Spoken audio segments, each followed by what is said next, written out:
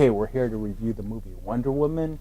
It stars Gal Gadot and Chris Pine, who's best known for his role as Captain James T. Kirk of the new Star Trek franchise. They're both pretty good. There's chemistry between them.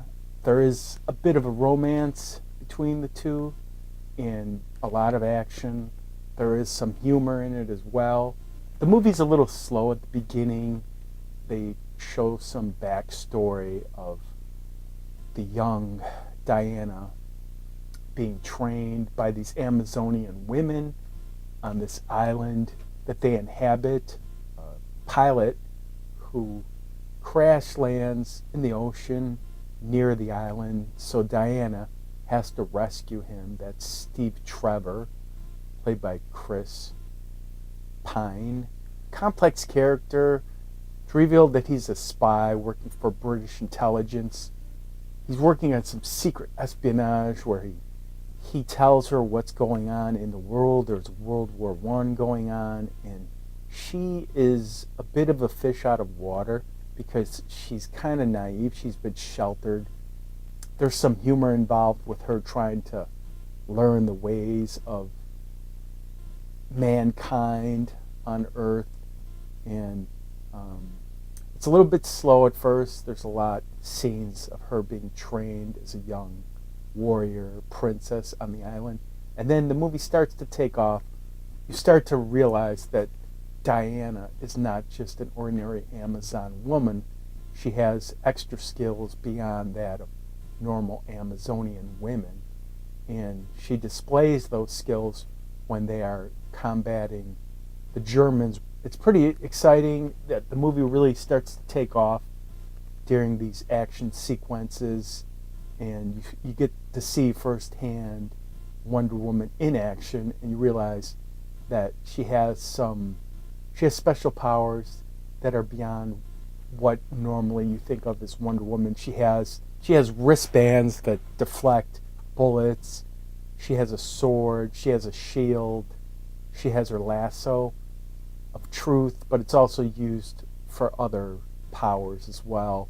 She could jump, climb, sort of fly.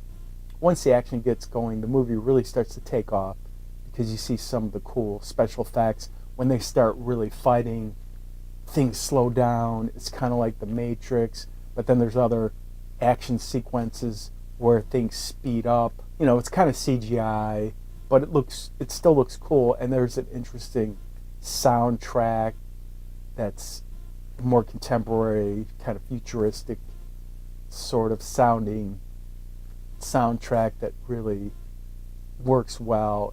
There's a whole complex plot where she has to work with Steve to defeat the Germans, and then since she was raised on the island, part of what she was told growing up is based in kind of Greek mythology, the origins of herself and the Amazonian women, female-male relationship. She's a superhero, she's self-sufficient, she doesn't really need the help of men, but then at the same time, Steve knows things she doesn't know, and she needs his help as much as he needs her help, and they kind of balance each other out, and they battle the Germans. And the Germans are kind of caricatures. They're not fully developed. There's about 3 villains that they're battling throughout the movie besides the rest of the German soldiers. Overall, I think it's a good movie. I think there was a lot of hype going into the movie, and I was at first a little resistant. If you're into that, if you're into action movies, superhero movies, I think you'll like it. I think it's a must-see in that sense because it is the first Wonder Woman movie ever made, and the special effects are really good, the acting's really good, the direction is good, fun. I would probably give it a 3 and say it is must-see, and Gal Gadot is stunning in her costume. That was really important. Everything kind of came together and was really satisfying in that regard. So I do recommend seeing this, and I think you won't be disappointed.